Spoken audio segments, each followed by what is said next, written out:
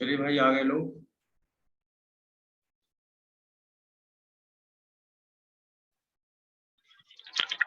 अभी क्लास में 6 लोग हैं भाई। Good evening sir. अच्छा, गुड इवनिंग की गुड आफ्टरनून। जब पहली बार मुलाकात हो तो हमेशा गुड मॉर्निंग होता है। भैया शुरू किया जाए। Yes sir.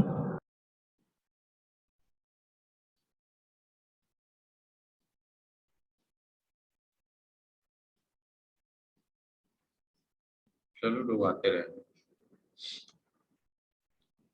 आज जरा प्रॉपर्टीज देख लिया जाए अमोनिया की। Good evening sir. गुड।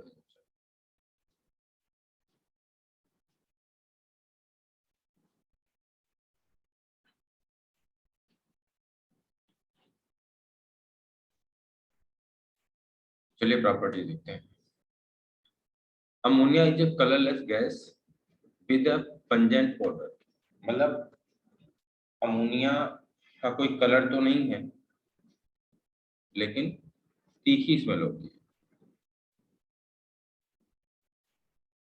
आगे बोल रहे इट्स फ्रीजिंग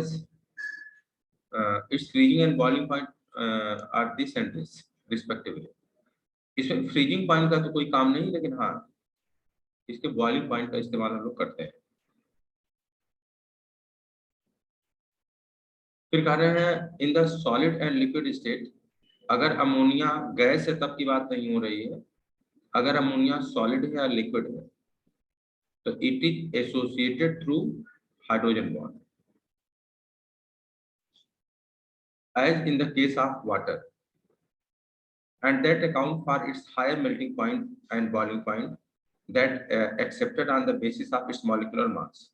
तो अमोनिया का मेल्टिंग और बॉइलिंग पॉइंट में जो एक्सेप्शन मिलता है हम लोग पहले ही बात कर चुके हैं, यह हाइड्रोजन बॉन्डिंग के कारण होता है। और हाइड्रोजन बॉन्डिंग कहाँ है? जब यह सॉलिड और लिक्विड है।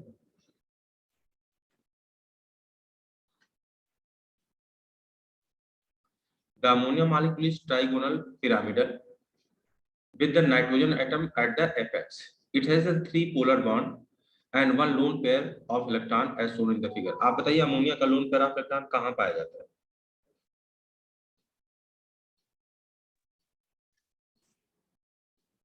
पी में टू द एपेक्स। अमोनिया का अगर अकल को आपसे पूछ लिया जाए the lone pair of ammonia present कहाँ? P orbital. चलो भाई एक आंसर आ गया पी ऑर्बिटल। और कोई?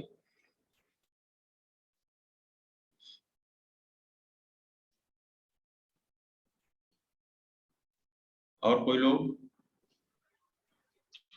Sir P orbital. sp3 hybrid orbital, P orbital नहीं। जब आपने ये बोल दिया कि 2s2 2p3 यानी s 2 इलेक्ट्रॉन, p में 3 इलेक्ट्रॉन। अब आपने हाइब्रिडाइजेशन करवाया तो हाइब्रिडाइजेशन का मतलब हुआ एक s और 3 p इन्वॉल्व हो गए। आपने हाइब्रिडाइजेशन में पढ़ा होगा जितने एटॉमिक ऑर्बिटल इन्वॉल्व होते हैं उतने ही हाइब्रिड ऑर्बिटल्स बनते हैं। तो कितने हाइब्रिड ऑर्बिटल्स बनेंगे? 4। और जो हाइब्रिड ऑर्बिटल बनेंगे उन्हें नाम आप क्या दोगे? sp3 hybrid orbital. इसका मतलब हुआ जो नाइट्रोजन है आपका, इसका एक हाइब्रिड ऑर्बिटल, दूसरा हाइब्रिड ऑर्बिटल, तीसरा हाइब्रिड ऑर्बिटल और चौथा हाइब्रिड ऑर्बिटल, ये कंडीशन है। इन तीनों हाइब्रिड ऑर्बिटल से कौन आके ओवरलैप कर गया है? हाइड्रोजन। इलेक्ट्रॉन्स की पेयरिंग। और अब जो एक हाइब्रिड ऑर्बिटल है उसमें क्या है? Lone pair. तो अगर बोल लिया जाए कि अमोनिया के जो पोलर बॉन्ड है वो किस ओवरलैपिंग से बने होते हैं, तो अगर पोलर बॉन्ड की ओवरलैपिंग पूछा गया तो sp3 hybrid orbital of nitrogen and s atomic orbital of hydrogen. तो तीनों बॉन्ड जो पोलर बॉन्ड है, जो एनसीईआरटी बोले 3 पोलर बॉन्ड, वो किससे बना है?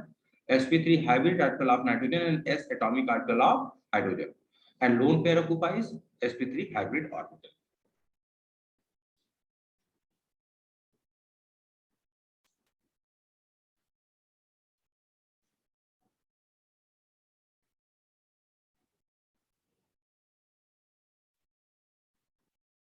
चलिए आगे।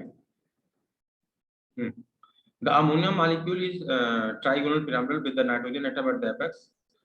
It has a 3 bond pair and 1 lone pair. तो इसके बारे में हम लोग बात कर लिया कि जो बॉन्ड पेयर है या जो बॉन्ड है वो किस ओवरलैपिंग से बने हैं और जो लोन पेयर है उसकी पोजीशन का बने, ये बात कर ली। आगे, ammonia gas is highly soluble in water. It's aqueous solution is weakly basic due to the formation of OH minus. तो ये वाटर में डिसॉल्व होता है और जब वाटर में डिसॉल्व होता है तो आपको क्या मिलता है, अमोनियम हाइड्रोक्साइड। और वीकली बेसिक है, इसका मतलब है इसका 100% आयोनाइजेशन नहीं हो रहा होगा। आगे, अब ये रिएक्शन यहाँ से इंपॉर्टेंट कुछ रिएक्शन की बात हो रही है। It forms ammonium salt with acid. तो इसमें मान लो कुछ है ही नहीं भाई, ये बेस है और जब आप किसी एसिड से रिएक्शन करवाओगे तो अमोनियम साल्ट बनेगा।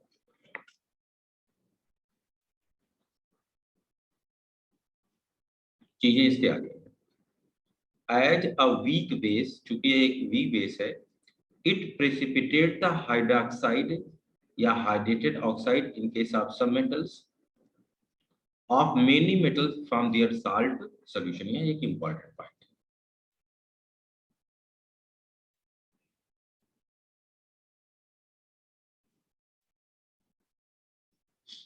जैसे जिंक सल्फेट की रिएक्शन करवाया, हमको क्या मिल गया, जिंक का हाइड्रोक्साइड, एक व्हाइट पीपीटी, साथ में अमोनियम का सल्फेट। फेरिक क्लोराइड से रिएक्शन करवा दिया तो क्या मिल गया, hydrated ferric oxide, hydrated ferric oxide. तो यही ये लिख रहे हैं कि इट प्रेसिपिटेट्स द हाइड्रोक्साइड, या इसी को बोल रहे हैं hydrated oxide in case of सब मेटल्स। तो एक करेस्पॉन्डिंग हाइड्रोक्साइड्स मिल जाता है। जब दूसरी किताबें पढ़ोगे तो इसी को दूसरी किताबें लिखती हैं formation of insoluble hydroxide, insoluble hydroxide, formation of insoluble hydroxide। आगे,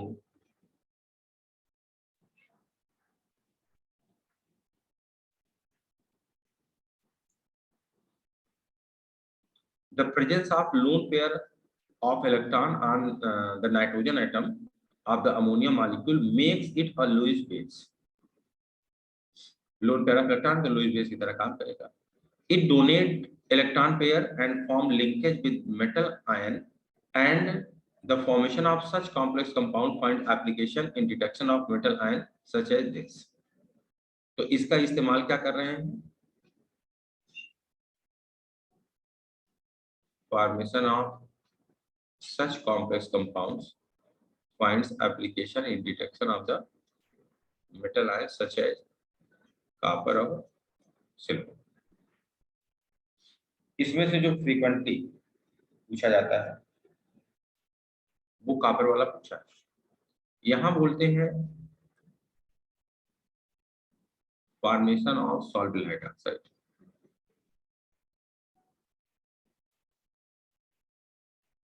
ये सब है क्या, भी बात करेंगे।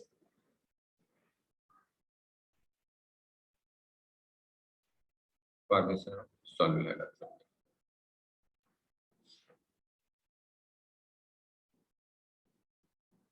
Ammonia used to produce various nitrogen fertilizers, ammonium nitrate है, यूरिया है एंड सो ऑन। और liquid ammonia used as a refrigerant. ये सब बात होती रहेगी। आइए अब जरा इसकी प्रॉपर्टी जो हम लोगों ने यहाँ डलाई थी उसे नोट कर लेते हैं। Properties,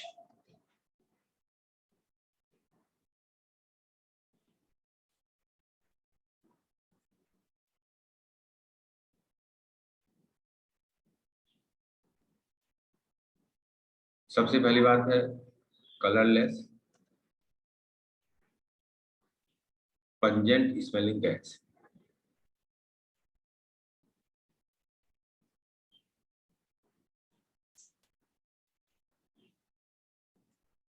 pungent smelling gas.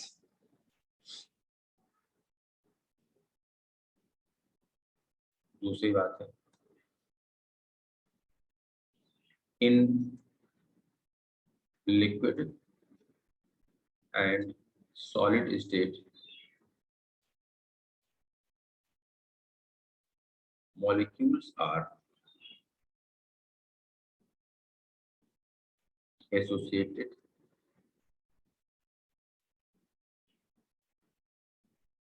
through hydrogen bond.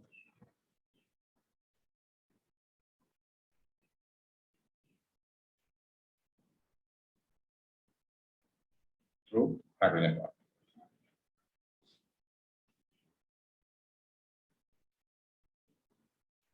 तीसरी बात है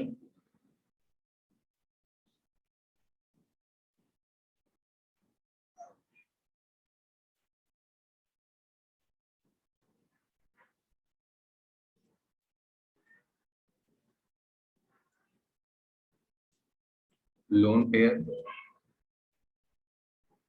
sp3 हाइड्रोजन के अंदर ये जो पोलर बॉन्ड्स हैं या जो सिग्मा बॉन्ड है ये बना है sp3 hybrid orbital of nitrogen and s atomic orbital of hydrogen और स्ट्रक्चर होता है trigonal pyramidal.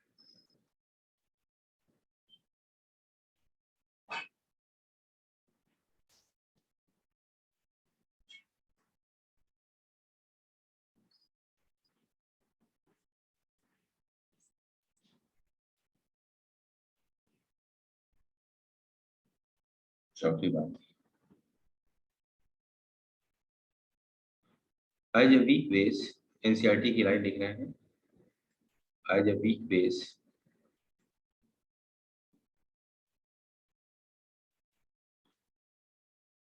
it precipitates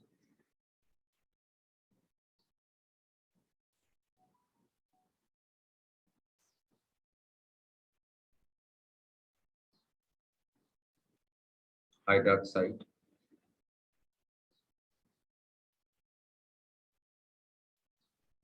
of some metals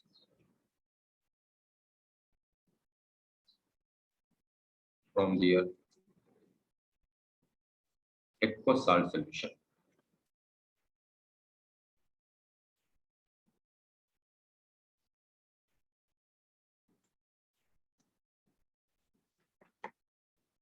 At the weak base, it precipitates hydroxides of some metals from their aqueous salt solution.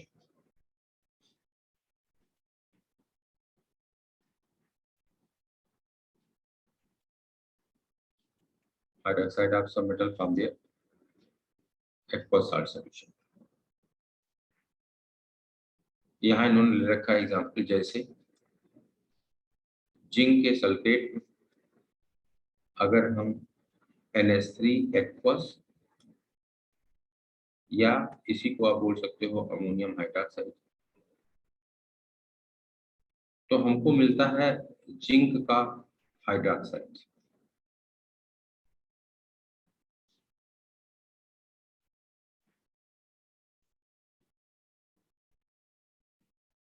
और साथ में ammonium sulphate. अब अगर इस zinc hydroxide में फर्दर हम डाल दें NH3 एक्वस तो PPT does not dissolve।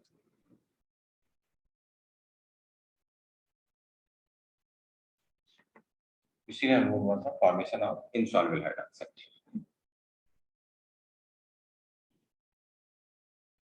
एक एग्जांपल इन्होंने और ले रखा है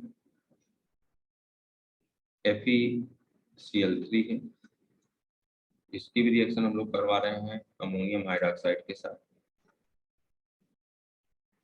आपको मिल जाता है FeOH का होल थ्राइस साथ में अमोनियम क्लोराइड। इसे एक दूसरे तरीके से ब्राउन कलर का है इसे एक दूसरे तरीके से सब लिख सकते हैं। हम करेंगे क्या आयरन हाइड्रोक्साइड में से सारा का सारा वाटर सारे के सारे हाइड्रोजन को वाटर के रूप में निकालें तो एक में से सारा निकल नहीं पाएगा तो इसे दो ले लिया। अब दो लेने के बाद अगर हम सारे के सारे हाइड्रोजन को वाटर के रूप में निकाल देंगे तो कितना है 3 - H2O इसमें से कट। जब 3 वाटर मॉलिक्यूल आप निकाल दोगे तो अब आपके पास बचा क्या Fe2O3 डॉट इन्होंने XH2O लिखा है, आप चाहो 3H2 लिखो, ये क्या हो गया हाइड्रेटेड फेरिक ऑक्साइड हो गया। तो इसको आप इस रूप में लिख सकते हो, कोई दिक्कत नहीं। Fe2O3 डॉट NH2O ये कैसा है ब्राउन कलर, ये कैसा था व्हाइट पीपीटी था और ये कैसा है brown PPT.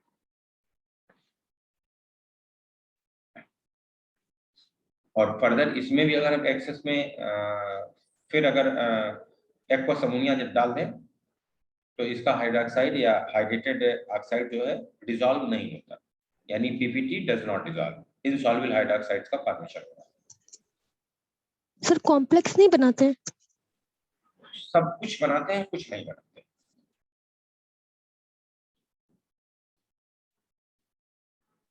Sir zinc hydroxide की जब कराया था तो वो कॉम्प्लेक्स नहीं बनाएगा? अब देखो अगर हम एनसीईआरटी की ही बात करें तो एनसीईआरटी ने यहाँ शो कर रखा है, क्योंकि सेम रिएक्शन तो नीचे हो रही है, अगर ये बना रहा होता। लेकिन अगर हम दूसरी किताबों की बात करें तो जो जिंक हाइड्रोक्साइड है ये फर्दर जब रिएक्शन करवाते हो, जैसे मान लो इसमें आपने एक्वस अमोनिया कोई भी बेस? तो ये दे देगा जिंक OH का होल 4, साथ में क्या आ जाएगा -2।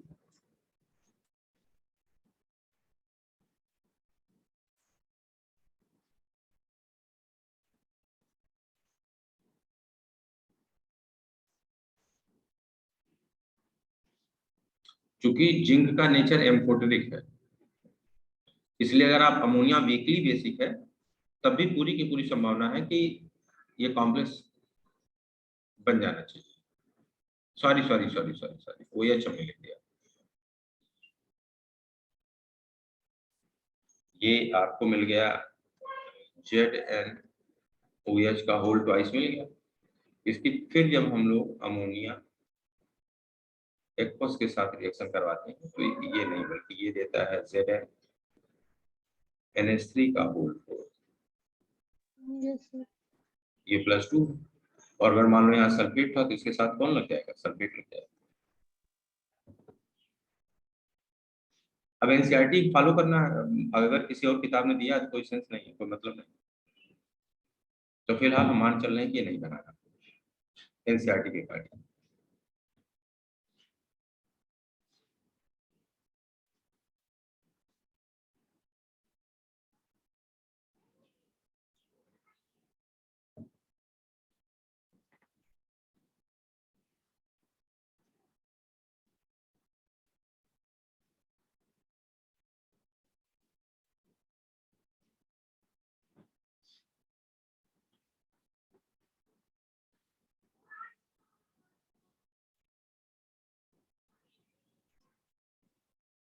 अगले में आ जाते हैं।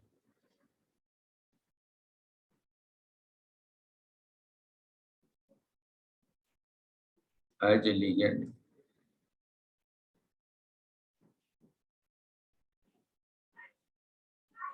NH3 aqueous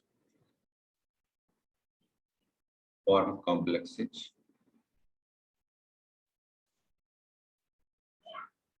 with some metal salt।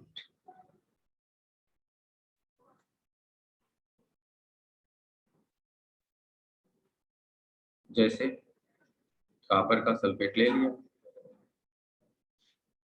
इसकी रिएक्शन हम लोग करवा दिया NH3 aqueous या अमोनियम हाइड्रोक्साइड के साथ। तो सबसे पहले हमें यहाँ मिल जाता है कॉपर हाइड्रोक्साइड का ब्लू पीपीटी।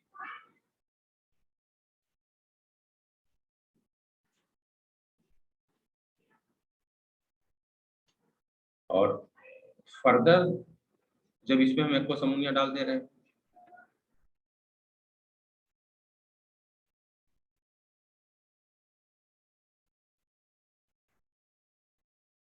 तो ये हाइड्रोक्साइड डिसॉल्व हो जाता है और आपको मिलता है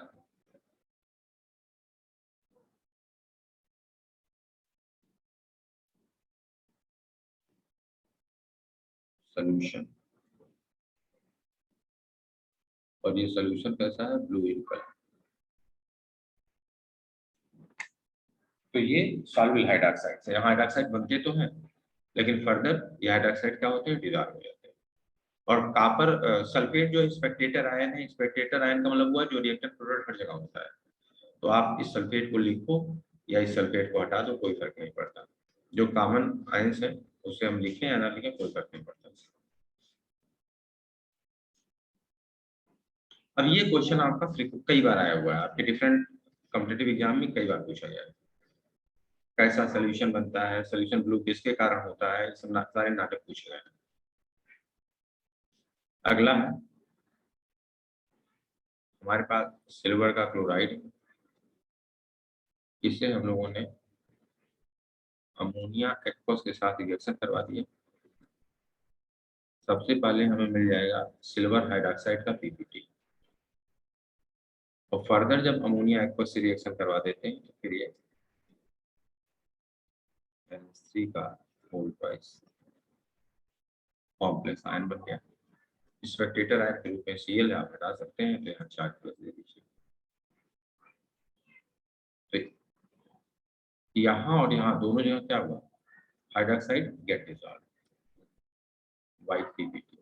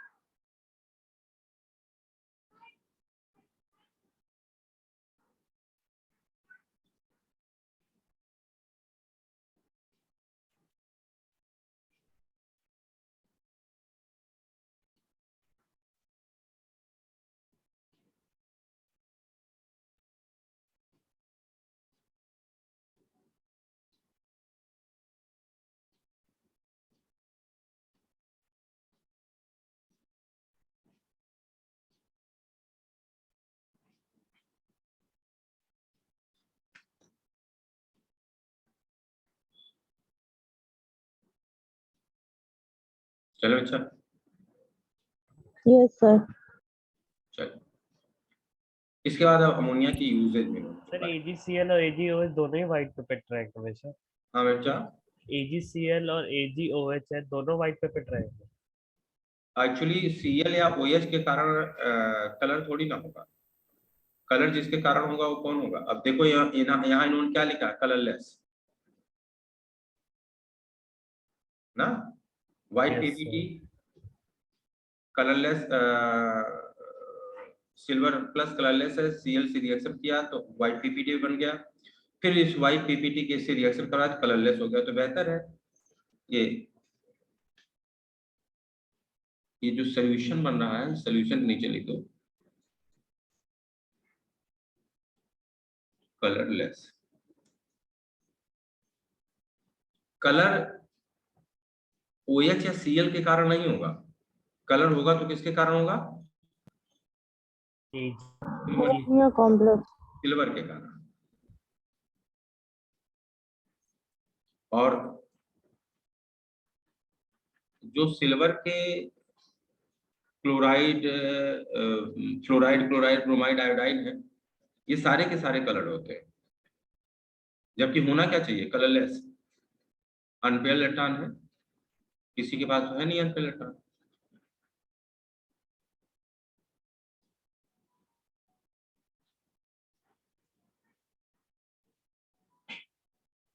लेकिन इनके कलर के लिए हम लोग बोलते हैं कि जो कलर है वो होता है ड्यू टू कोवलेंट और आयनिक कैरेक्टर।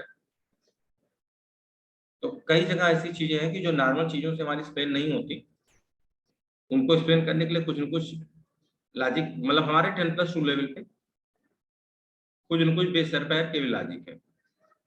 जैसे कल को बोल दिया जाए कि silver halides are coloured due to, तो हम लोग बोलते हैं कि according to percentage covalent and ionic character the colour changes. जबकि कहीं आपने पढ़ा नहीं होगा कि कोवलेंट कैरेक्टर या आयनिक के कारण कलर पे कोई फर्क पड़ेगा।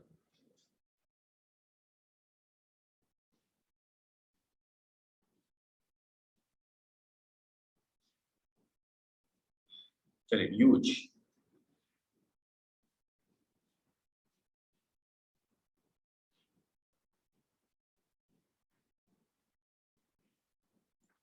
यूज में देखिए ammonia to produce various nitrogenous fertilizer, fertilizer बनाने में काम आता है। और इस नाइट्रिक एसिड के बनाने का काम आता है, इसका रेफ्रिजरेंट के रूप में इस्तेमाल करते हैं। तो बस 2-3 यूज है।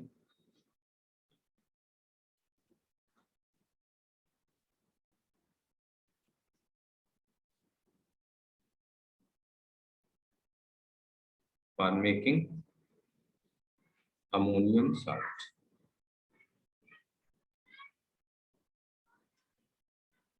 और अमोनियम साल्ट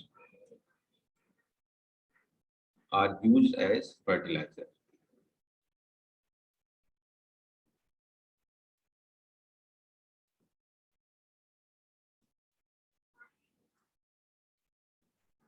और अमोनियम साल्ट का इस्तेमाल करते हैं फर्टिलाइजर के रूप में। लेकिन अमोनियम साल्ट का फर्टिलाइजर के रूप में क्या हम बहुत ज्यादा इस्तेमाल कर सकते हैं? No sir. नहीं। जैसे अमोनियम का क्लोराइड है, अमोनियम का कार्बोनेट है, अमोनियम का सल्फेट है,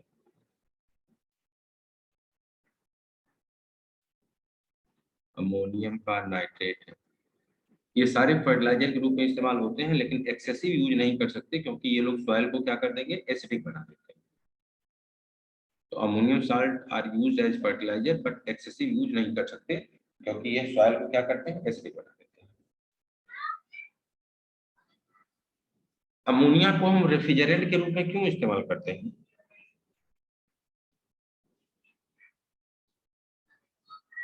कल को पूछ लिया जाए कि ammonia is used as refrigerant, it is Sir, because of high heat of vaporization. High heat of vaporization. ठीक, तो it is used as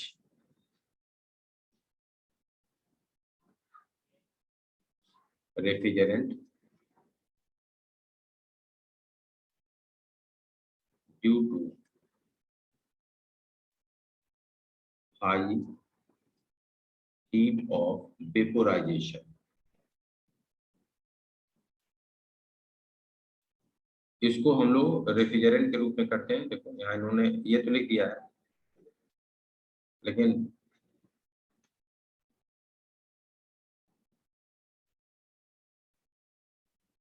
due to high heat of vaporization। तीसरी बात, इसका हम इस्तेमाल करते हैं नाइट्रिक एसिड बनाने में, किस प्रोसेस के थ्रू? बर्कलेंडाइड। बर्कलेंडाइड की सर बोल रहे हो? Nitric Oswald.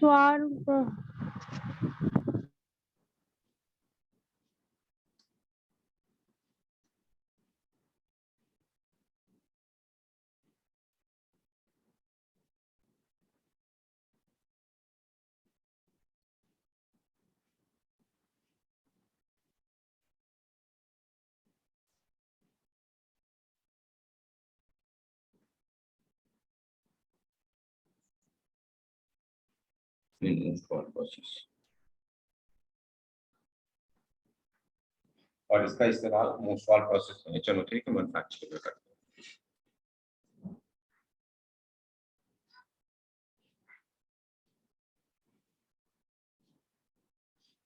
चलिए देखिए, यहाँ 2 क्वेश्चन दिया है, इसके बारे में बात कर लीजिए।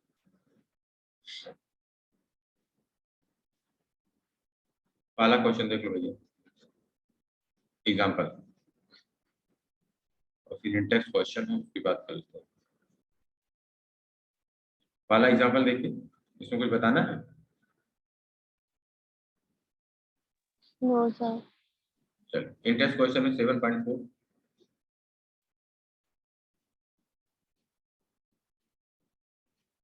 ये तो आपने High pressure, low temperature. Chemical equilibrium में पढ़ रखा होगा। Yes sir, Yes, sir. T Chatelier. 7.5 बताइए।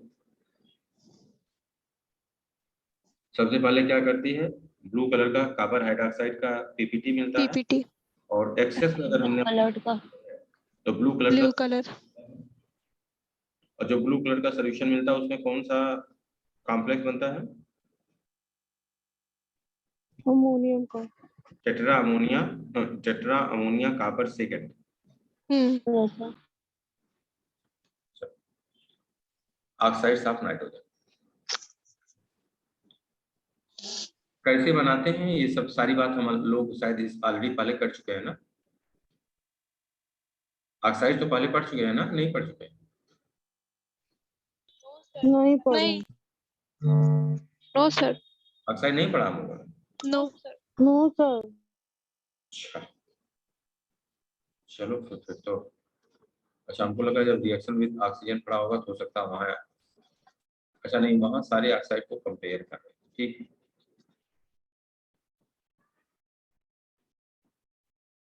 ऑक्सीडेशन स्टेट जब पढ़ा होगा तब भी एक बार आया होगा, नहीं पढ़ा। चलो अच्छा, कोई बात नहीं। चलिए अच्छा, हेडिंग डाल दीजिए ऑक्साइड्स ऑफ नाइट्रोजन।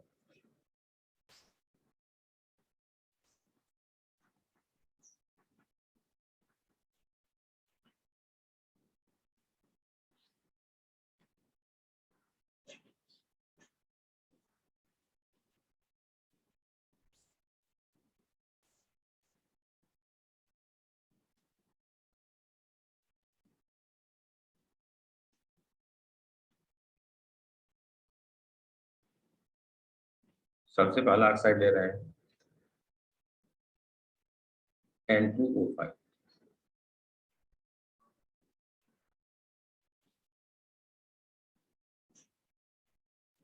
हमारे पास HNO3 है,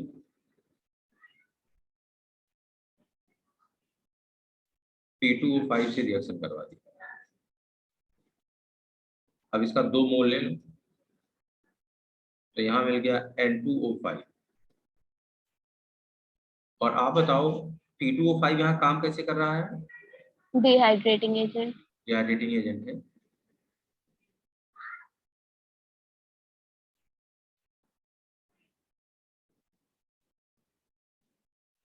और डिहाइड्रेटिंग एजेंट क्या करेगा? सामने वाले से वाटर खींच लेगा।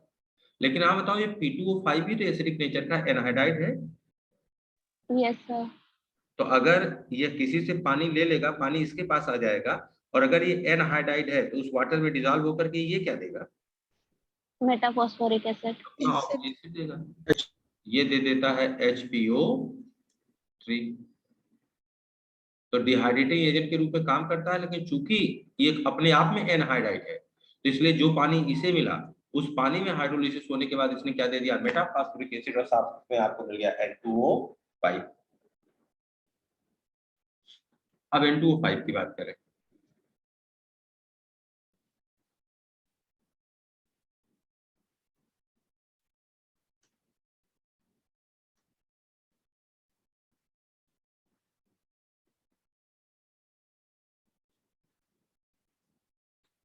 ऐसे अगर हम स्टेबिलिटी के पॉइंट ऑफ व्यू से देखें तो जितने भी पेंटा ऑक्साइड है उसमें सबसे ज्यादा स्टेबल N2O5 है। क्यों? As you go from top to bottom, stability क्या कर रही थी? पेंटा ऑक्साइड में डिक्रीज कर रही डिक्रीज थी ना। लेकिन अगर अपने आप में इसकी हम बात करें तो ये क्या है? अनस्टेबल एंड ऑक्सीडाइजिंग एजेंट है, अनस्टेबल होता है इंडिविजुअल में जब बात कर रहे हैं, एंड ऑक्सीडाइजिंग।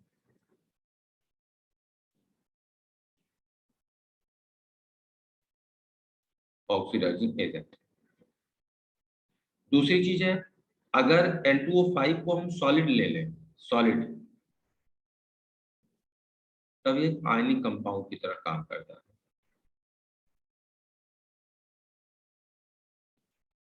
और ये जो आयनिक कंपाउंड तरह काम करता है उसमें कौन सा कैटायन कौन सा एनायन मिलता है आपको? Nitronium nitrate. NO+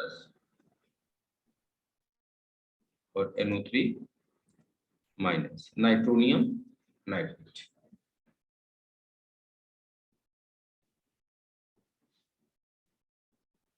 nitronium nitrate में दोनों नाइट्रोजन की अगर हाइड्रेशन की बात करें, यहाँ हाइड्रेशन है Sp sp2 और यहाँ हाइड्रेशन है Sp2।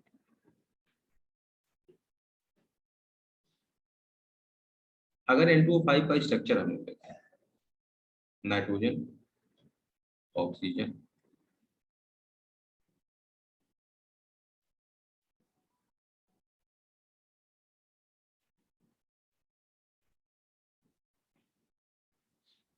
अब अगर हम आपसे पूछें कि नाइट्रोजन N2O5 में कितने तरह के NO बॉन्ड हैं,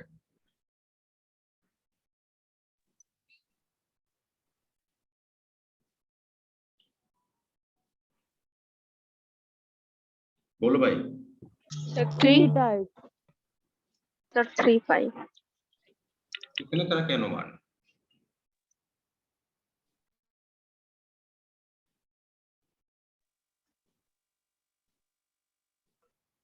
दो तरह के NO सर बॉन्ड दो हैं, हैं। टर्मिनल वाले रेजोनेंस कोऑर्डिनेट, में हाँ, एक कोऑर्डिनेट और एक नहीं, ये जो टर्मिनल वाला बॉन्ड है रेजोनेंस ये आइडेंटिकल है, और अगर बॉन्ड ऑर्डर की बात करोगे तो बॉन्ड ऑर्डर है 1.5, और अगर ब्रिजिंग वाले की बात करोगे इसकी, तो यहाँ आइडेंटिकल है, दोनों समान,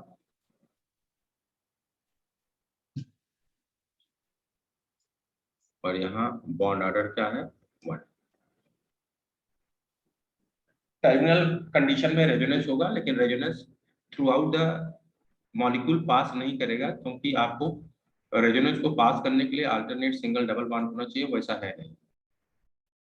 तो इसलिए टर्मिनल में रेजोनेंस होने के कारण बॉन्ड आइडेंटिकल हो जाएगा दोनों सर, का। हाँ, सिंगल डबल नहीं है, लेकिन डबल सिंगल और लोन पेयर तो है ऑक्सीजन का। नहीं, सिंगल सिंगल लोन पेयर पे रेजोनेंस यहाँ से वहां तक, इस नाइट्रोजन से अगर इलेक्ट्रॉन मूव करे तो इस नाइट्रोजन तक आ सकता है इस कंडीशन में। सर रेजोनेंस तो हो सकता है ना, देखिए ना उधर डबल बॉन्ड है और फिर इधर कॉन्जुगेशन नहीं सिंगल है, के बाद। नहीं, कॉन्जुगेशन यहाँ देखो किनारे तो रेजोनेंस होता है, इसमें दिक्कत नहीं है। और ऑक्सीजन पे भी डबल वो लोन पेयर है। हम यहाँ की बात कर रहे हैं, क्या ये इस ब्रिज से पास करेगा?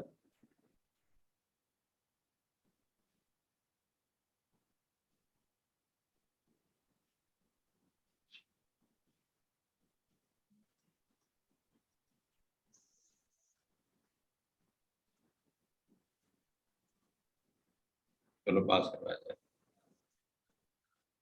चलो यहाँ तो समझ में आता है कि इसे आप सिंगल बॉन्ड बना दो, इसे माइनस कर दो, इसे प्लस कर दो, अब ये क्या करेगा, रोटेट कर जाएगा, तो एक बार सिंगल बॉन्ड यहाँ आ जाएगा, प्लस माइनस यहाँ हो जाएगा। लेकिन आप बताओ, जब इसको इधर आप पास करवाओगे तो इन दोनों सिंगल बॉन्ड जो बने हैं, कभी तो इसमें से किसी एक को हम लोग क्या करें, डबल बॉन्ड बनाए हम्म, ना। Yes sir. तो किस वाले से पास, जैसे चलो चलो यही कंडीशन ले लो, यहाँ डबल हो गया और ये सिंगल हो गया। अब बताओ इसमें कैसे इसको, मतलब किस स्ट्रक्चर में इस पाई बॉन्ड को डीलोकलाइज करवाएं, इसको इधर ले जाएं।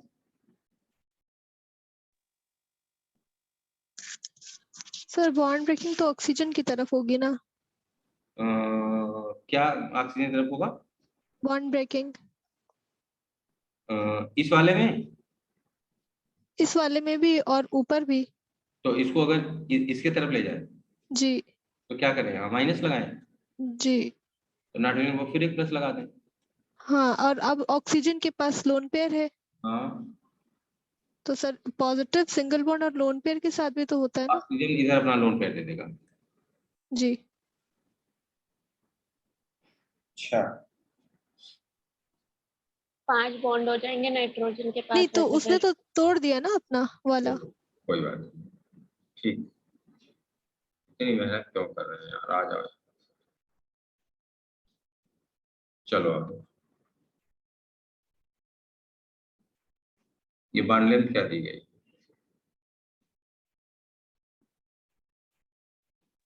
119, और ये 151 अगर रेजोनेंस पूरे रिंग में मूव कर रहा होता तो बराबर होती। तो बराबर होता।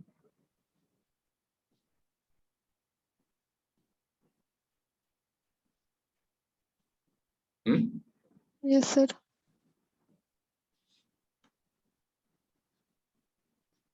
बाकी जिस टीचर ने रेगुलर पढ़ाया है, अगर मान लो कुछ लग रहा हो तो उससे डिस्कस कर लेना। किसने ओके पढ़ाया? सर। ऑर्गेनिक वाले ने? डीपी सर से पढ़ा था। नहीं तो क्या रेजोनेंस नॉन केमिकल बॉन्डिंग पढ़ाया है क्या? No sir sir. जब ऑर्गेनिक में पढ़ाया होगा, basic concepts of organic chemistry. वही कारण है, क्योंकि जी। केमिकल बॉन्डिंग में तो रेजोनेंस हमने पढ़ा था। चलिए खैर, तो अच्छा एक चीज और है, उसे हम सिर्फ दिमाग में रखने के लिए अपने कॉपी में नोट करेंगे, क्योंकि अगर जैसा कि है कि एनसीईआरटी से लाइन बाय लाइन से क्वेश्चन बन रहा है, पूछा जा रहा है, तो वो क्वेश्चन फिर गलत होने के चांस होते हैं। एक तो ये बॉन्ड एंगल चाहिए और एक तो ये बॉन्ड एंगल चाहिए। ये वाला बॉन्ड एंगल 134 है और ये वाला बॉन्ड एंगल 112 है।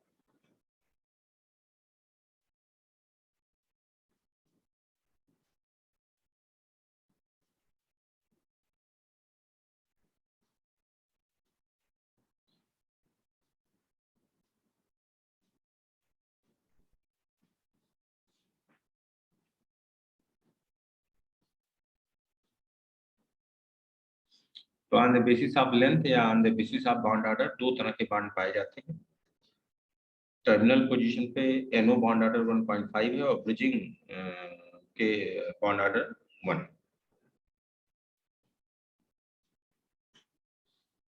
अब ऑक्सीजन का हाइड्रोजन देखें, sp3 है। sp3 के अगर दो लोन पेयर आएंगे तो बॉन्डिंग 109 के आसपास होना चाहिए था, 109 से थोड़ा सा कम हो जाता, जैसे वाटर के इसे 104 बोल लेते हैं। लेकिन एक कॉम्प्लेक्स स्ट्रक्चर है तो इसलिए यहाँ बॉन्ड एंगल क्या मिल गया, 112। तो बस इसे याद करने जैसी बात नहीं है, बस ये कि हाँ जितनी बार पढ़ो उतनी बार नजरों से गुजरता रहे, कि मान लो कभी कोई ऐसा क्वेश्चन टकरा जाए नीट में। जब एनसीईआरटी से एग्जैक्टली फोकस होते जा रहे हैं एनसीईआरटी की तरफ, तो बिल्कुल ही पूछा जा सकता है, डेटाबेस क्वेश्चन हो जाएगा।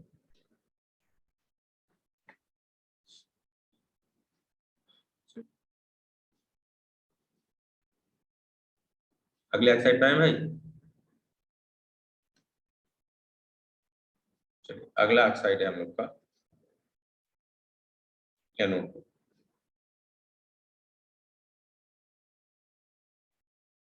And N2O4।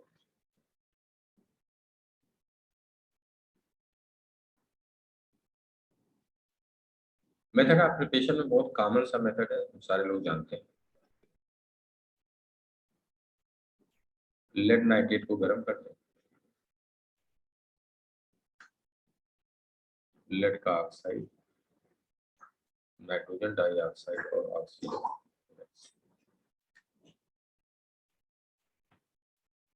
अब इस NO2 की बात करें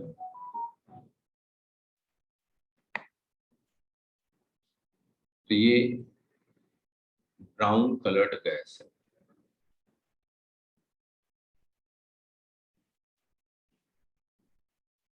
पैरामैग्नेटिक ऑड इलेक्ट्रॉन मॉलिक्यूल है।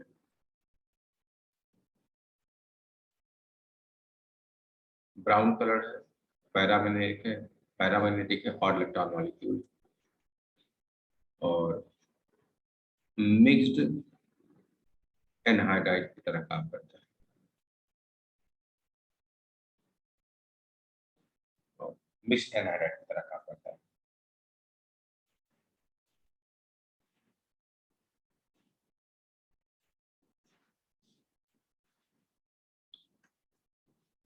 NO2 लो टेम्परेचर पे ठंडा कर दें, प्रेशर अप्लाई कर दें, दो मॉलिक्यूल आपस में जुड़ जाते हैं, N2O4 मिल जाता है। और ऐसा क्यों हो जाता है? क्योंकि इनका जो ऑड इलेक्ट्रॉन था वो दोनों के दो मॉलिक्यूल के ऑड इलेक्ट्रॉन आपस में डाइमेराइज कर जाते हैं, पेयरिंग हो जाती है। तो इसीलिए NO2 इजीली लिक्विफाई हो जाता है, पेयरिंग कर लेता है गैस से लिक्विड या सॉलिड।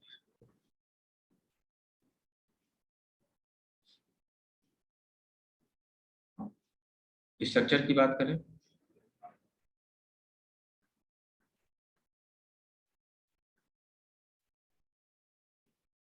ऑड इलेक्ट्रॉन ये था।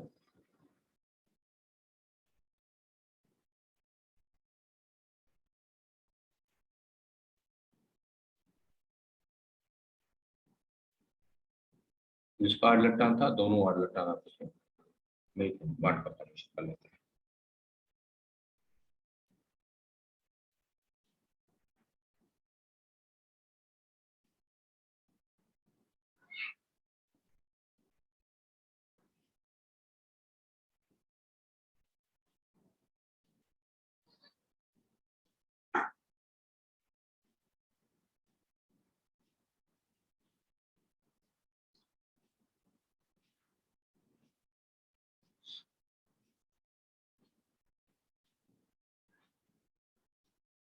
आइए एनसीईआरटी देखा जाए। एनसीईआरटी ने दोनों स्ट्रक्चर दे रखे हैं।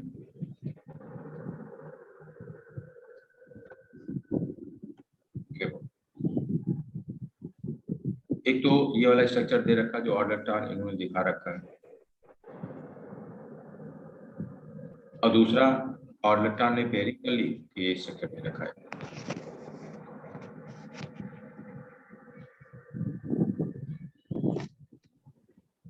यार जरा इस स्ट्रक्चर को एक्सप्लेन करो। इस स्ट्रक्चर को देखो भाई,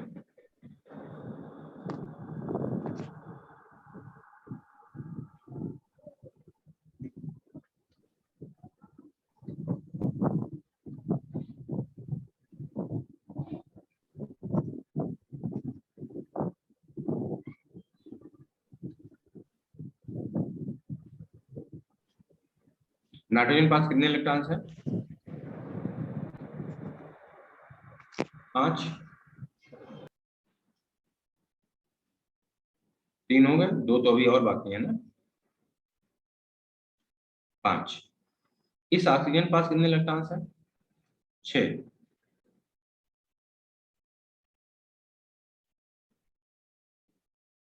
और इस वाले ऑक्सीजन पास कितने इलेक्ट्रॉन? 6।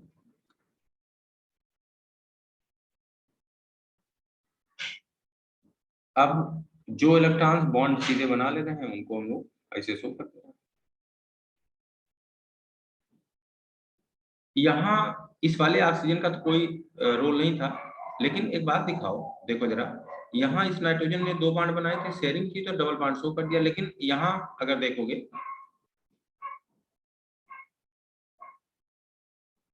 तो यहाँ एनसीईआरटी ने सिंगल बॉन्ड बनाया।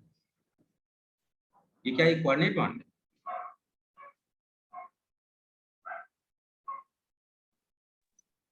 कैसे क्यों? तो कोऑर्डिनेट बनाने के लिए तो पॉजिटिव और नेगेटिव लगा देते हैं।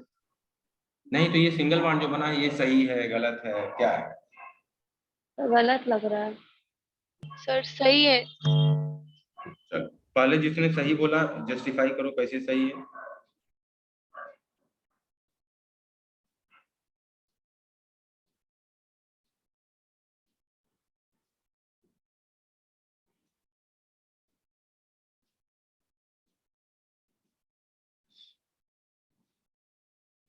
चलो इसे हम सही मान लें।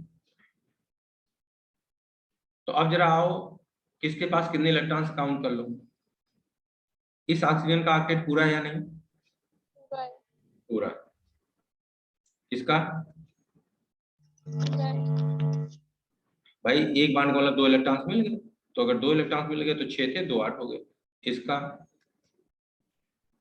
नो सर, पूरा नहीं है, एक इलेक्ट्रॉनिक।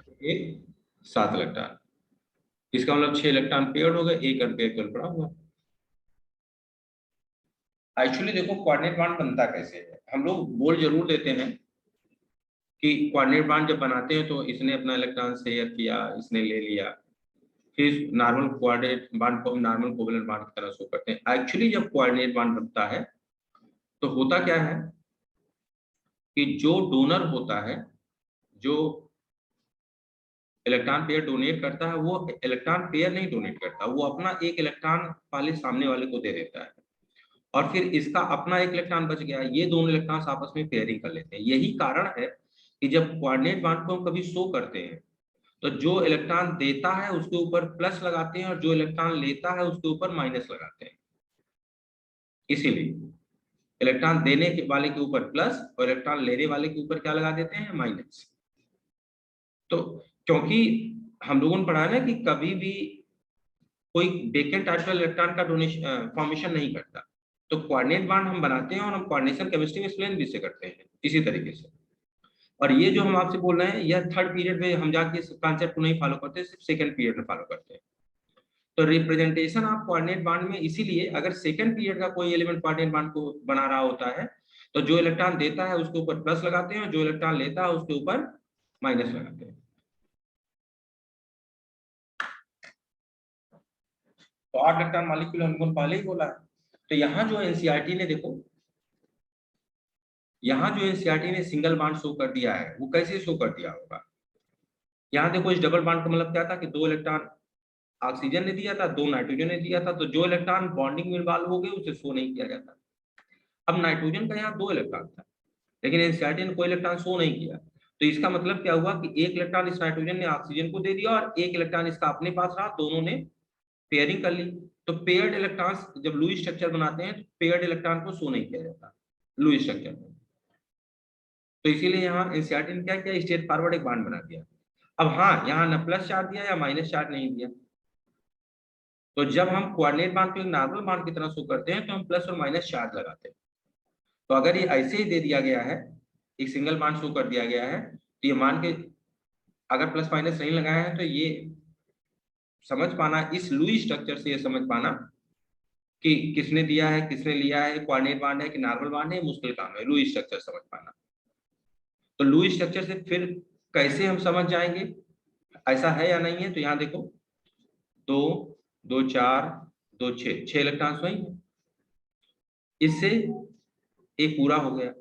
तो अब ये बॉन्ड कैसे बन गया होगा, तो कोऑर्डिनेट बॉन्ड को अगर यहाँ से हम समझना चाहें तो मुश्किल काम। और यहाँ पे तो सीधे सीधे दिखा दिया है, तो यहाँ इलेक्ट्रॉन डॉट स्ट्रक्चर है ही नहीं, ये तो सीधे उन्होंने दिखा दिया कि बनता है। अब यहाँ रेजोनेंस होगा कि नहीं, बिल्कुल रेजोनेंस होता है। ये जो हम लोग बोलते हैं इसमें रेजोनेंस होता है।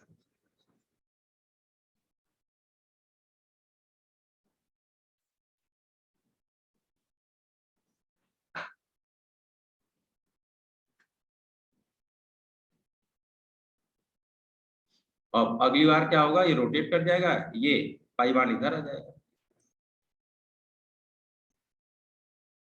और इधर चला, ये प्लस यहीं रह गया या माइनस आ गया। और इसीलिए देखो यहाँ एक चीज तो इन्होंने शो कर दिया कि बॉन्ड लेंथ क्या है, दोनों सेम, बॉन्ड लेंथ क्या है, सेम। सिमिलरली यहाँ फिर वही बात कि कितने तरह के बॉन्ड हो गए, तो ये इधर रेजोनेंस में इन्वॉल्व हो जाएगा, ये इधर रेजोनेंस में इन्वॉल्व हो जाएगा, लेकिन ये resonance throughout the molecule pass नहीं करता। इसलिए यहाँ देख लो एक बॉन्ड ऑर्डर टर्मिनल वाला छोटा हो गया, पार्शियल डबल बॉन्ड करेक्टर आ गया, और ये वाले बड़े हो गए, क्यों, सिंगल बॉन्ड।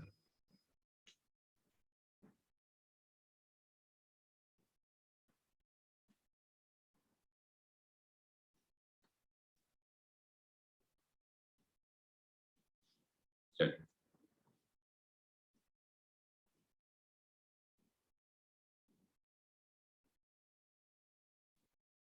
तो यहाँ भी अगर हम लोग देखें तो किनारे वाले बॉन्ड कैसे हैं, आइडेंटिकल हैं, और यह ब्रिजिंग बॉन्ड अकेला है जो बड़ा है।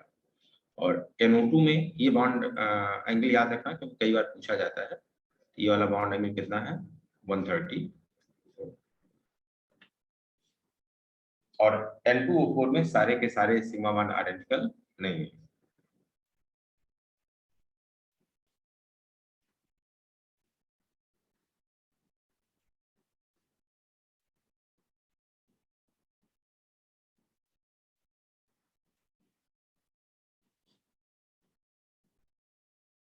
यह लिक्विड फिजिकल स्टेट में सेल्फ आयनाइजेशन होता है और यहाँ मिलता है NO+ और साथ मिलता है NO3, सेल्फ आयनाइजेशन होता है। NO+ NO3- का नाम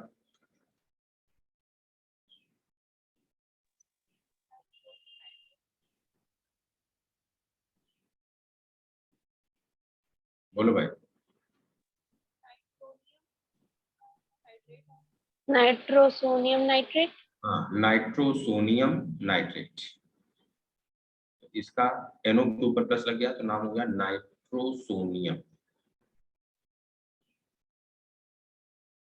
और ये नाइट्रेट।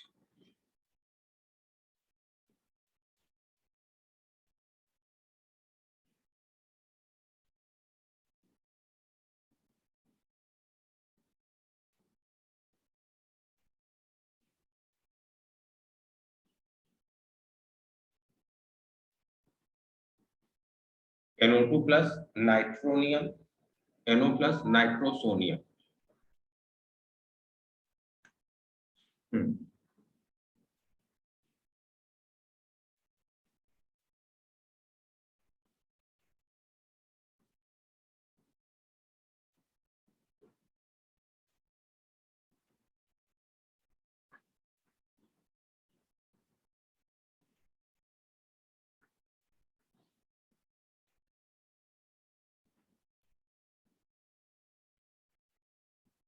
अगला है N2O3।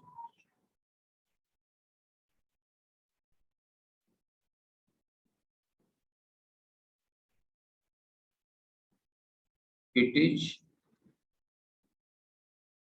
equimolar mixture of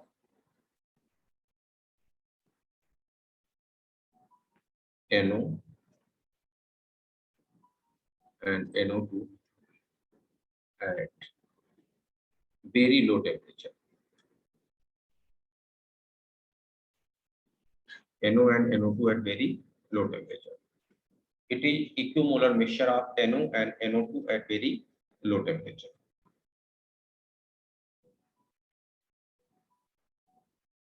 NO है, NO2 है,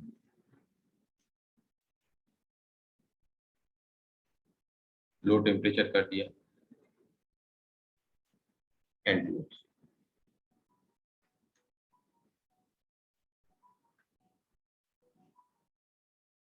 अगर यहाँ हम लोग बात करें NO कैसा है, पैरामैग्नेटिक, NO2 कैसा है, पैरामैग्नेटिक। दोनों ऑड इलेक्ट्रॉन मॉलिक्यूल्स होते हैं, both are odd electron molecules. NO कैसा है, कलरलेस, ये कैसा है, ब्राउन कलर। देखो कंट्रोवर्सी फिर मिल गई, अगर पैरामैग्नेटिक है तो अनपेयर्ड इलेक्ट्रॉन होगा, अगर अनपेयर्ड इलेक्ट्रॉन होगा तो फिर कलर्ड होना चाहिए, कलरलेस हो गया। इधर आ जाओ, N2O3 डायामैग्नेटिक, तो अगर डायामैग्नेटिक है तो कलरलेस होना चाहिए, तो कैसा होता है, blue in colour.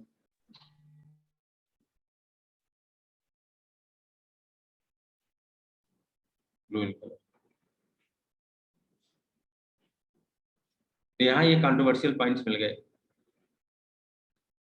Paramagnetic colourless, paramagnetic brown colour, diamagnetic blue in colour.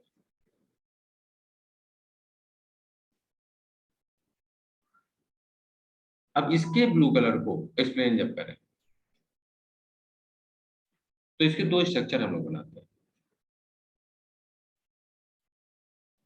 एक स्ट्रक्चर है अनसिमेट्रिकल और एक स्ट्रक्चर होता है सिमेट्रिकल।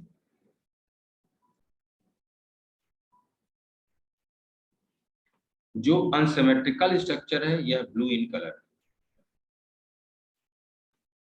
और जो सिमेट्रिकल स्ट्रक्चर है वो कलरलेस।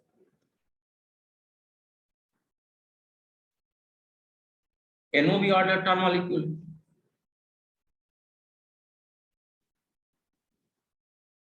अनपेयर्ड इलेक्ट्रॉन इसका, अनपेयर्ड इलेक्ट्रॉन इसका, ये बन गया, ये वाला कलरलेस है। और ऐसे अगर कुछ किताबें आप देखोगे तो NO के लिए लिखती हैं रेड कलर, लेकिन चूंकि ऑड इलेक्ट्रॉन मॉलिक्यूल है तो जहां कहीं ये पाया जाएगा इस रूप में पाया ही नहीं जाएगा, इसके अनपेयर्ड इलेक्ट्रॉन आपस में पेयर हो जाएंगे। अगर अनपेयर्ड इलेक्ट्रॉन आपस में पेयर हो जाएंगे इसका मतलब जहां इस गैस को आप रख रहे हो किस रूप में पाई जा रही है, N2O2 के रूप में। अगर N2O2 के रूप में है तो अपीयरेंस कैसा होगा, कलरलेस। लेकिन सबके चक्कर में पड़ो, इंसर्टिन नहीं दिया है तो इसलिए बहुत ज्यादा हम लोग एनसीईआरटी बाहर नहीं आ रहा है। इसको देख लो जरा, स्ट्रक्चर देखा जाए।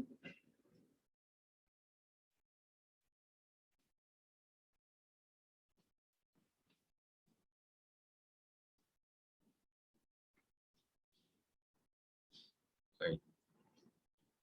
N2O3 को देखो, ये स्ट्रक्चर बना रखा है N2O3 का।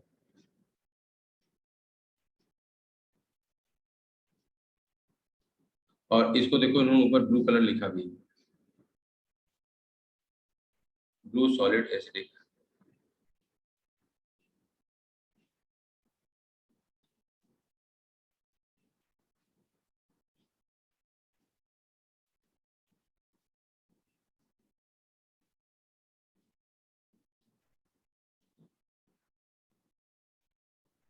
और NO की बात करोगे तो इसे इन्होंने कलरलेस लिख भी रखा है, न्यूट्रल है।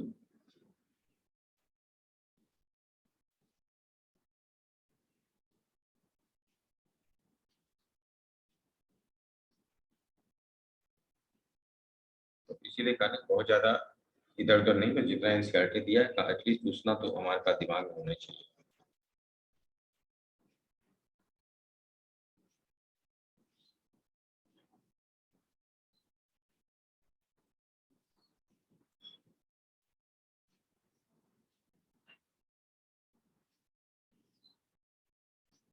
और ब्लू कलर सॉलिड। अगला है NO।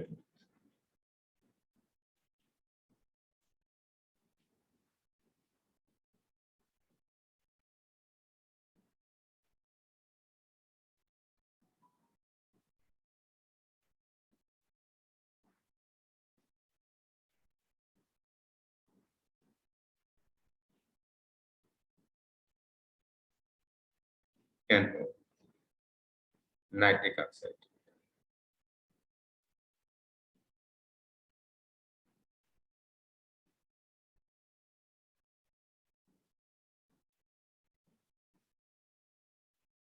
Nitric oxide. Method of preparation sir जरा एनसीईआरटी देखो क्या कैसे बना रही है एनसीईआरटी। रिएक्शन इंपॉर्टेंट है।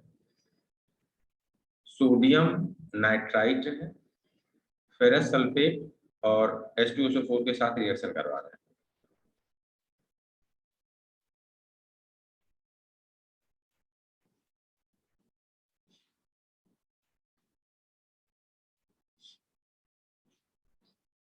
अब ये रिएक्शन देखो बिना सिर पैर के लग रही कि आखिर वो कैसे रही है। सोडियम नाइट्रेट, फेरस का सल्फेट, H2SO4। फेरस सल्फेट कहाँ चला गया, फेरिक सल्फेट में, साथ में सोडियम हाइड्रोजन सल्फेट, साथ में NO। यानी अगर यहाँ निकालें तो ऑक्सीडेशन नंबर क्या था 3 और यहाँ ऑक्सीडेशन नंबर क्या आ गया 2।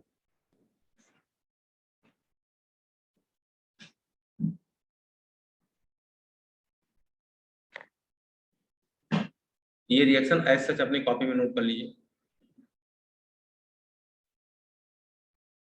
ये रिएक्शन एज सच कॉपी में नोट कीजिए। इसे बिल्कुल अनोखी सी रिएक्शंस आती हैं, ऐसे आ जाती है समझ में नहीं आता है कहाँ से दी गई है, किस चैप्टर में है। और जब ये पैरामैग्नेटिक तो कलरलेस नहीं होना चाहिए था, लेकिन हमने कहा ना कि हम लोग इसी को फॉलो कर रहे हैं। एक्चुअली डाइमेराइज होता है तब कलरलेस होता है और अदरवाइज रेड कलर का है, लेकिन अब एनसीईआरटी नहीं दिया तो उसकी बात नहीं करेंगे।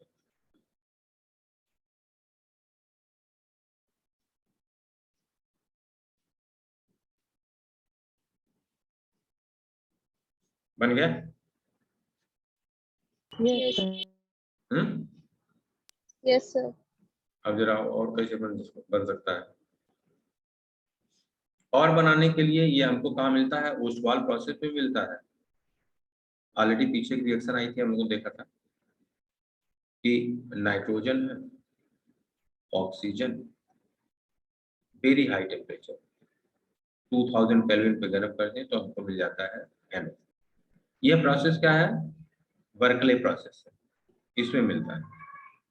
बर्कले प्रोसेस में इसी मेथड से हम लोग बनाते हैं जब नाइट्रिक एसिड बना रहे होते हैं। दूसरा तरीका हमारे पास और NH3 है। एटमॉस्फेरिक ऑक्सीजन लेते हैं, प्लेटिनम ले लिया और इसे इसके साथ गर्म कर दिया, यहाँ मिल जाता है NO और साथ मिल जाती है H2। तीसरा सिल्वर है, मरकरी है, लेड है, कॉपर है, इन सब की रिएक्शन हम लोगों ने करवा दिया डाइल्यूट HNO3 के साथ। सारे के सारे देते हैं मेटल का नाइट्रेट, सारे के सारे देते हैं H2O और सब में मिलती है नाइट्रिक ऑक्साइड। तो ये इतने तरीके हमारे पास NO बनाने के।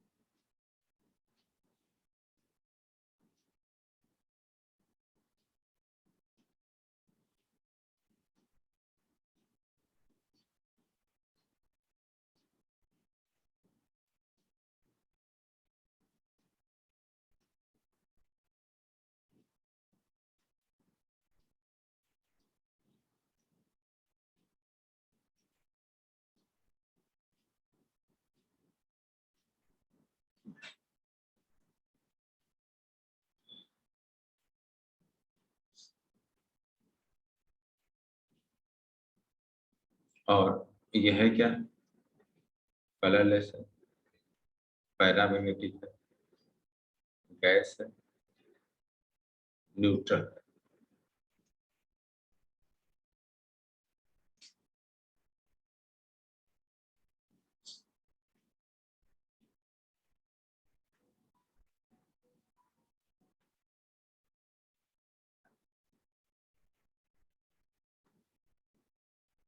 एक और बचा है N2O nitrous oxide,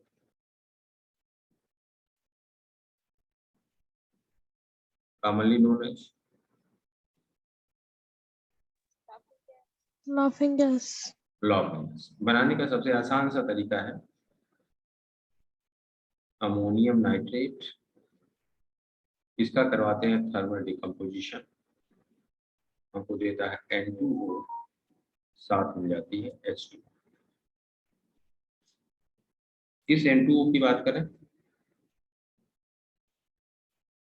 diamagnetic, colourless, physical state gas,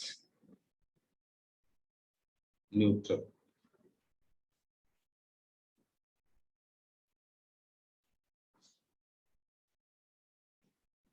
structure की बात करें,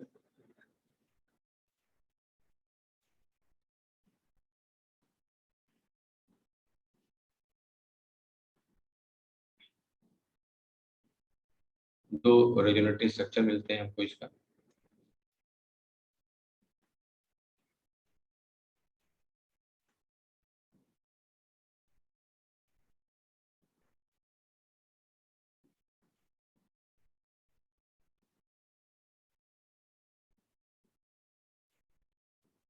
तो अगर हमसे बॉन्ड ऑर्डर पूछा गया तो यहाँ बॉन्ड ऑर्डर आएगा 2.5 और यहाँ बॉन्ड ऑर्डर आ जाता है 1. NN बॉन्ड ऑर्डर 2.5 है और NO बॉन्ड ऑर्डर 1.5।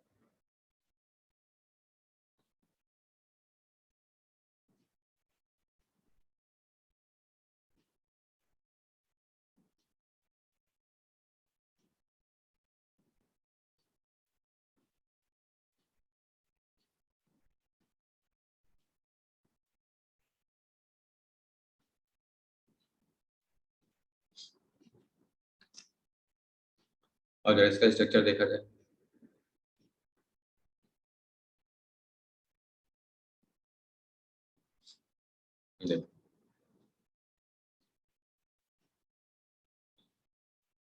जो इलेक्ट्रॉन डोनेट कर रहे हैं, देखो इन्होंने बिना प्लस माइनस चार्ज लगाए ये उसी पुरानी चीज को फॉलो करके चल रहे हैं। कैसे? ये यहाँ 2 इलेक्ट्रॉन इसका है, इन्होंने मान लिया कि इसने ऑक्सीजन वाला इलेक्ट्रॉन तो अब इन नाइट्रोजन वाले इलेक्ट्रॉन का बंटवारा कर रहे हैं, 2 है तो इन्होंने 1 इलेक्ट्रॉन इसको दे दिया, 1 इलेक्ट्रॉन अपने पास रख लिया और इसको बॉन्ड, जो बॉन्ड पेयर इलेक्ट्रॉन है उसे डॉट के रूप में दिखाया नहीं जाता, देखो एक स्ट्रक्चर बना दिया। और बदमाशी इसी लेवल पे नहीं अच्छा नहीं, यहाँ तो खैर लोन पेयर है ही इसका, इसको कोई इशू नहीं।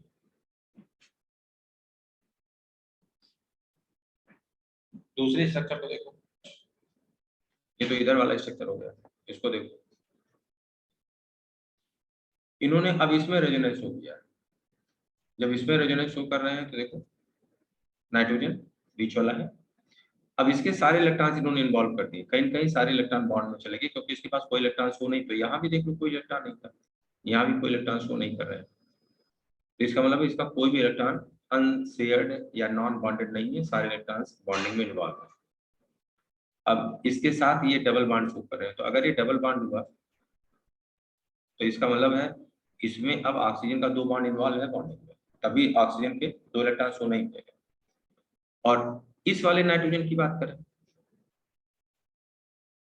ये देखो इसके 2 इलेक्ट्रॉन यहाँ शो कर दे रहे हैं, इसका मतलब है इसके 5 इलेक्ट्रॉन से लेकिन 1 शो कर रहे हैं, मतलब इसने क्या किया होगा, इसके 5 इलेक्ट्रॉन से 5 में से इसने 1 इलेक्ट्रॉन, तो पहले ऐसे देखो इस नाइट्रोजन पास अब कितने इलेक्ट्रॉन से 5, 2 इधर इन्होंने बॉन्ड बना दिया, अब 3 इसके पास बच गए। 3 कैसे बना होगा, पहले तो इसके 1 इलेक्ट्रॉन, इसका 1 इलेक्ट्रॉन, ये आपस में बॉन्ड बन गया, ठीक। अब इसके तो 5 खत्म हो गए, लेकिन इसके पास अभी 2 बचे हैं, बीच वाले पास 2 बचे हैं, इसने अपना 1 इलेक्ट्रॉन इसे दिया और 1 इलेक्ट्रॉन अपना लिया, इन दोनों ने बॉन्ड बना लिया। तो ये वाला बड़ा नौटंकी वाली चीज है, डॉट स्ट्रक्चर एक आध बार कभी गलती से आ जाता है भूले बिसरे से, एक, लेकिन इधर तो 5 साल में कहीं कोई डॉट स्ट्रक्चर नहीं पूछा गया कि लुई डॉट स्ट्रक्चर आप बताओ कैसे होगा, लेकिन डॉट स्ट्रक्चर में ये बहुत कॉम्प्लेक्स चीजें हो जाती हैं, कोऑर्डिनेट बांड को समझा पाना, कैसे बना था कोऑर्डिनेट बांड, कैसे नहीं बना था, तो बड़ा मुश्किल काम हो जाता है समझा पाना, क्योंकि चार्ज कहीं लगाना ही नहीं है।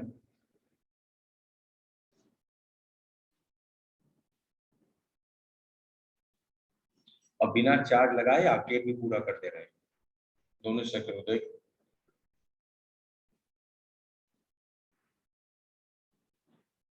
अब इस वाले को देखो, इसका भी ऑक्टेट पूरा कर दिया, क्यों चार्ज कहीं थोड़ी लगाया, बांड दिखा रहे हैं, तो इसका मतलब क्या हुआ, 4 इलेक्ट्रॉन इधर से मिल गए, 4 इलेक्ट्रॉन इधर से मिल गए, ऑक्टेट पूरा।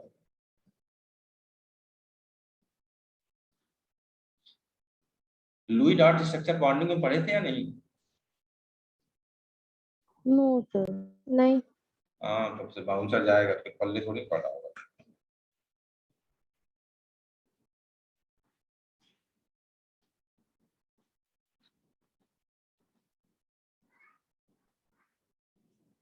चलो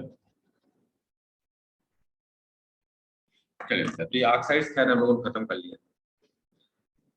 एक बार इत्मीनान से बैठ करके इस स्ट्रक्चर को बस ऐसे ही कोशिश करना, कुछ नहीं करना है, एक बार दिमाग सेट होने की बात है।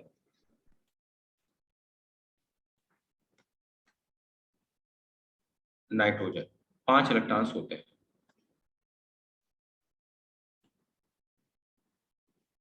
नाइट्रोजन इसके पास भी 5 इलेक्ट्रॉन्स हैं, जो इलेक्ट्रॉन्स बॉन्ड ओवरलैपिंग कर लेता है उसे हम डॉट से शो नहीं करेंगे। अगर ऑक्सीजन 6 इलेक्ट्रॉन्स, लेकिन हम जान रहे हैं कोऑर्डिनेट बॉन्ड है, तो अब हम लुई डॉट स्ट्रक्चर में कोऑर्डिनेट बॉन्ड को कैसे बनाएंगे, हम कुछ नहीं, एक नाइट्रोजन वाला इलेक्ट्रॉन इसे दे देंगे, एक इसके पास रखेंगे और इन दोनों को पेयर करवा देंगे, ये हमारा स्ट्रक्चर हो गया लुई डॉट। अब इसका रेजोनेटिंग स्ट्रक्चर बनाना है, तो हमने प्लस माइनस चार्ज तो लगाया नहीं, लेकिन ऑक्टेट हमें सबका पूरा करना है। सेंट्रल 2 इलेक्ट्रॉन, इस ऑक्सीजन के 2 इलेक्ट्रॉन, सबसे पहले पेयर हो गए। अब इसके पास कितने बचे हैं? 2। ये नाइट्रोजन, इस नाइट्रोजन के पास सब 5 इलेक्ट्रॉन्स होते हैं, और अब इसके बीच इन्वॉल्व होना है। तो सबसे पहला काम क्या हुआ, 1 इलेक्ट्रॉन इसका, 1 इलेक्ट्रॉन इसका, इसने क्लियर कर 5 कर दिया। इसके पास अभी बीच वाले के पास 2 इलेक्ट्रॉन बचे। इसने 1 इलेक्ट्रॉन, जो काम इधर ऑक्सीजन के साइड में किया था वही काम नाइट्रोजन साइड में कर रहा है। इसने 1 इलेक्ट्रॉन इसको दे दिए, 1 इलेक्ट्रॉन अपने पास रख लिया, इन दोनों के बीच बॉन्ड बन गया।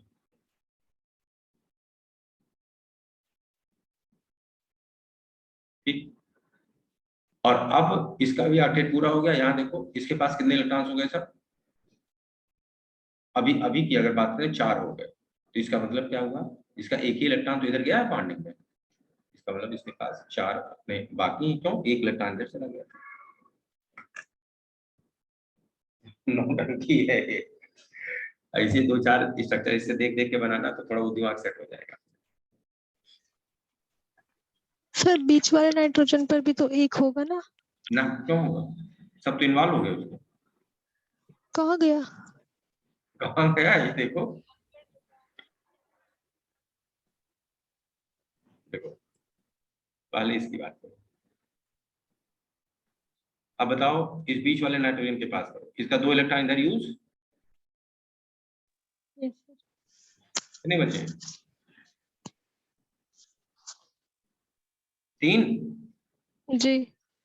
इस 3 में से 1 इलेक्ट्रॉन ने डायरेक्ट इस वाले नाइट्रोजन के 1 इलेक्ट्रॉन से बॉन्ड बना लिया। अब कितने बचे? 2। नाइट्रोजन ने अपना 1 इलेक्ट्रॉन इसे दे दिया और 1 अपने पास रखा, और इन दोनों को ओवरलैप करवा दिया। खत्म। जी। और अब किनारे वाला नाइट्रोजन का सिर्फ 1 ही इलेक्ट्रॉन है, ऊपर वाला जो बॉन्डिंग में गया, तो इसके 4 के चारों इलेक्ट्रॉन्स इसके अपने पास, सबका ऑक्टेट भी पूरा होगा। लुई डॉट स्ट्रक्चर में ऑक्टेट स्ट्रिक्टली पूरा किया जाता है, ये ध्यान रखना। सर हाँ, बहुत अजीब है सर ये। तो हम कहने के बाद सीधा साधा है। यस सर, बहुत अजीब है, हाँ? बहुत ज्यादा टफ डे है। कुछ देखो, अगर एक बार रूल रेगुलेशन पढ़े होगे कि कैसे बनाया जाता है लुई डॉट स्ट्रक्चर में, क्या ध्यान रखना, कुछ बॉन्डिंग में पढ़े होगे तो ले पड़ेगा, नहीं तो 2-4 स्ट्रक्चर ऐसे बनाना अपने में से, अपने आप दिमाग से हो जाएगा बिना जाने कि अगर कहीं कोई स्ट्रक्चर आ गया तो हम बनाएंगे कैसे। बस सर वो पी ब्लॉक की क्वेश्चन प्रैक्टिस शीट दे दीजिए प्लीज। अभी से नहीं सर, मतलब अभी तक जितना पढ़ा है उतने क्वेश्चंस कर दे दीजिए। चलो अभी देखो मेरा मोबाइल पड़ा होगा, उसको हम भेज देते हैं। Yes sir. हाँ भाई, ग्रुप 15 का। हाँ ग्रुप 15 का पड़ा होगा मेरा मोबाइल, नहीं पड़ा होगा तो मंगवा लेंगे।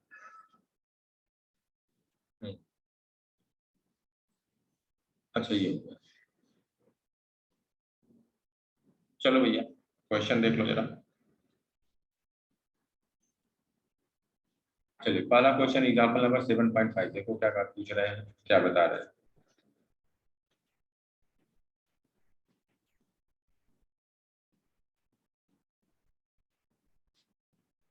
कह रहे हैं व्हाई डज डाइमराइज करता है, क्यों ऑड इलेक्ट्रॉन मॉलिक्यूल है, और अगर ऑड इलेक्ट्रॉन मॉलिक्यूल है, देखो इन्होंने एक वर्ड यहाँ इस्तेमाल किया है, it behave as a typical odd molecule, मतलब जहां 2 इलेक्ट्रॉन के कारण बॉन्ड नहीं बनते, triple electron bond, single electron bond, ऐसे बॉन्ड बनते हैं। On dimerization it converted to this molecule with even number of electron. तो अभी हमको बोला ही था कि ऑड इलेक्ट्रॉन मॉलिक्यूल अर्धे इलेक्ट्रॉन है, तो अपने अर्धे इलेक्ट्रॉन मिला करके क्या करेगा, डाइमर बना लेगा। अगला देखिए, what is the covalency of nitrogen in this. Covalency 4 से ज्यादा जा ही नहीं सकती, तो अभी स्ट्रक्चर में भी आपने देखा था कि इसमें कोवैलेंसी कितनी है, 4। 4।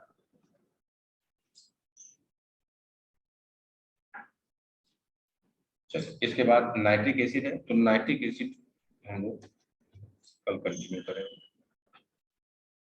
सर कल आपकी क्लास में लगा इन लोगों ने। कल नहीं है।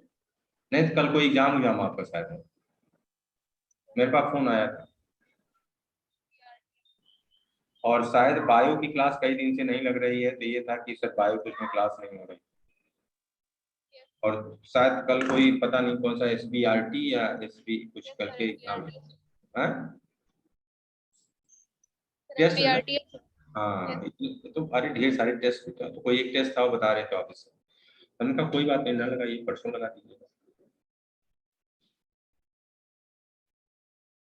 तो चलिए बच्चा, परसों मिलते हैं।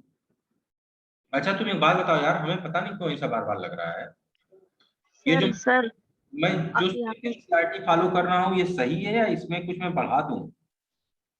प्लीज सर कुछ मत बढ़ाइए, कुछ मत बढ़ाइए सर, ये नहीं बहुत इतना ही बचा ले लोग, एग्जाम तक वही बहुत है। सर। अभी आपने जो नहीं एग्जाम्पल ज्यादा हो जा रहा है सर अभी बता स्ट्रक्चर। दीजिए सर। नहीं तो अब एक काम और करेंगे, अब अगले क्लास से हम जितना पढ़ा चुके हैं वो हमको आप क्लिक करके कोई एक बच्चा भेज देगा मेरे पास, फिर हम रैंडम जो पढ़ा चुके हैं उसमें से क्वेश्चन आपसे डेली 15 मिनट पहले क्वेश्चन पूछेंगे रैंडम। Yes sir. नहीं तो सब भूल जाओगे। अगर एक चैप्टर नाइट्रोजन फैमिली तैयार कर लिया NCERT से, तो ऑक्सीजन हाइड्रोजन अपने आप तैयार हो जाएगी। रखने वाली चीजें तो बार बार पूछी नहीं जाए।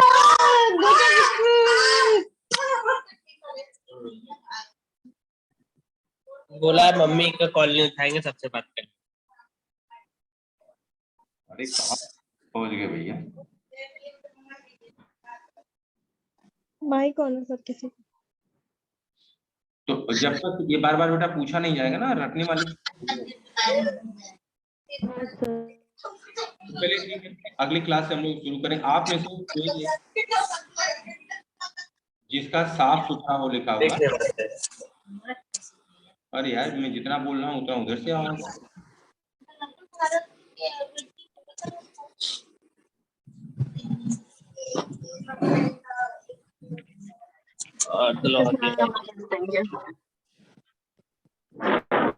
सोची मारे इसको नीचे करो। चलो बेटा ठीक है, ओके बाय, मिलते हैं परसों।